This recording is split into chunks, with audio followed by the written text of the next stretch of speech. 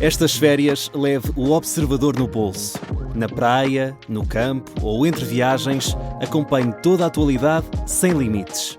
Assine com 40€ de desconto e habilite-se a ganhar uma estadia de 2 noites num dos hotéis boutique da Small Portuguese Hotels. Este verão, desligue da rotina, não da informação. Assine em observador.pt.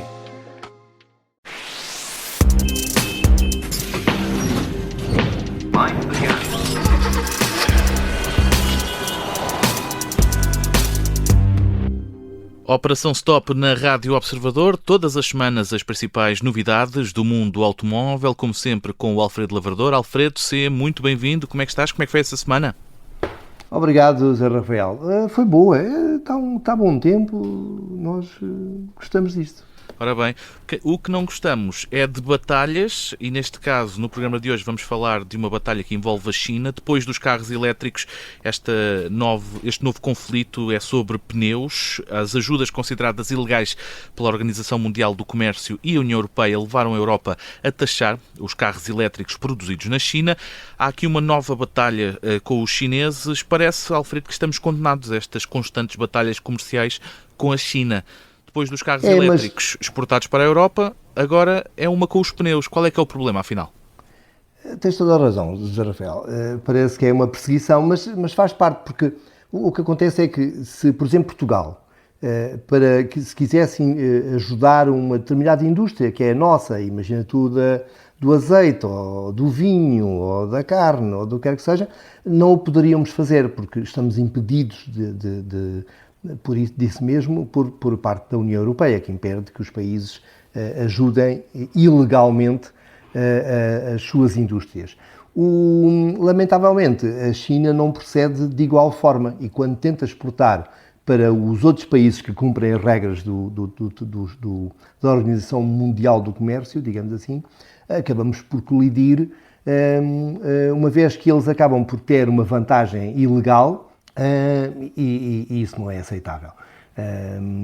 Aconteceu com os carros elétricos e agora aconteceu com os pneus por motivos que são em tudo similares, ou seja, há subsídios excessivos para a indústria chinesa que, a partir enquanto eles só vendem na China, não tem problema algum. É bom para o público chinês, mas assim começam a exportar para os outros mercados, no caso o europeu, não é aceitável. E é isso que gerou esta situação atual.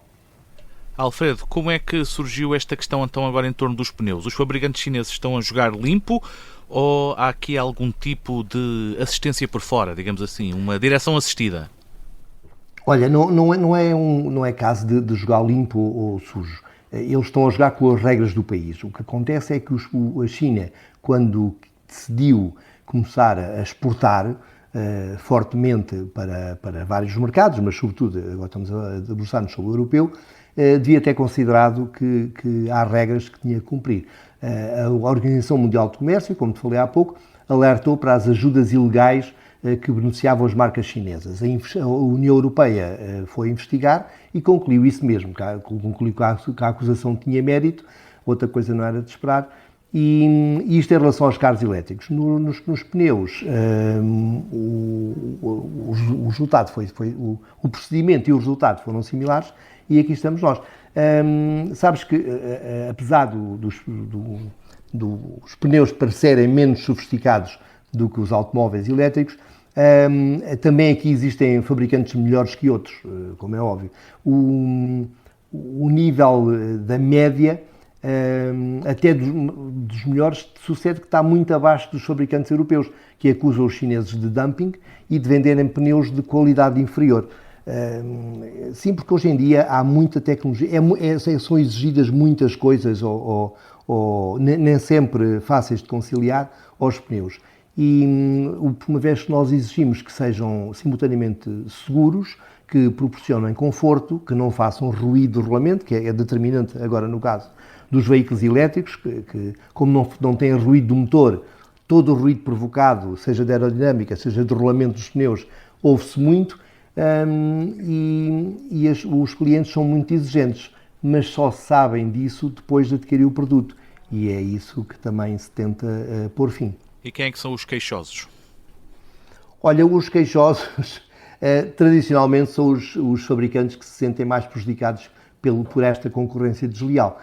No caso dos pneus é a Michelin, a Continental e a Pirelli, que são os fabricantes de pneus mais fortes do continente europeu, e são simultaneamente apontados como os melhores, e não só nos carros de série, até mesmo na competição. Só que esta liderança tecnológica dos fabricantes europeus de pneus não impediu que os pneus chineses subissem de 18% para 28% a percentagem que detêm no mercado europeu, isto entre 2021 e 2024. Só em 2024 a China terá vendido cerca de 93 milhões de pneus no mercado europeu, o que é um bocadinho excessivo. Tal como acontece nos veículos elétricos, Alfredo, os chineses são também muito competitivos nesta indústria dos pneus, mas ao ponto de já estarem à frente dos concorrentes europeus ou ainda não? Não, digamos que há menos diferença entre os melhores carros elétricos europeus e chineses, portanto eu vou repetir para que os nossos ouvintes não fiquem com dúvidas. Há menos diferenças entre os melhores carros elétricos europeus e os melhores carros elétricos chineses do que entre os pneus produzidos em ambos os países. Há 10 anos a diferença entre os pneus chineses e europeus era tremenda, ou seja, ninguém no seu perfeito juízo ousaria comprar um pneu chinês, ou pelo menos a seguir queixar-se se alguma coisa corresse mal. Hoje em dia eles melhoraram bastante, porém tem havido um contínuo evoluir da tecnologia, até para se adaptar às novas necessidades, a começar por os carros com 1000 cavalos, que hoje em dia é frequente, a começar por os carros elétricos, que têm que gastar pouco e continuar com níveis de aderência muito interessantes. E isso acaba por criar um diferencial entre os pneus chineses e os europeus ainda superior. Deixa-me só salientar um aspecto ou outro. Hoje em dia, os pneus modernos têm que possuir uma mistura de borracha que simultaneamente diminua o atrito para melhorar o consumo, mas aumenta a aderência em piso seco, molhado ou com neve, sendo que simultaneamente, e até sob o calor intenso, têm de suportar esforços elevados sem se degradar ou se desgastar excessivamente, pois que os pneus são caros e ninguém quer andar a comprar pneus novos todos os dias. Agora, nota que a União Europeia nem sequer foi particularmente dura, pelo menos tanto quanto poderia, com os pneus chineses, uma vez que concluiu que o dumping chinês oscilava entre 41% e 104%.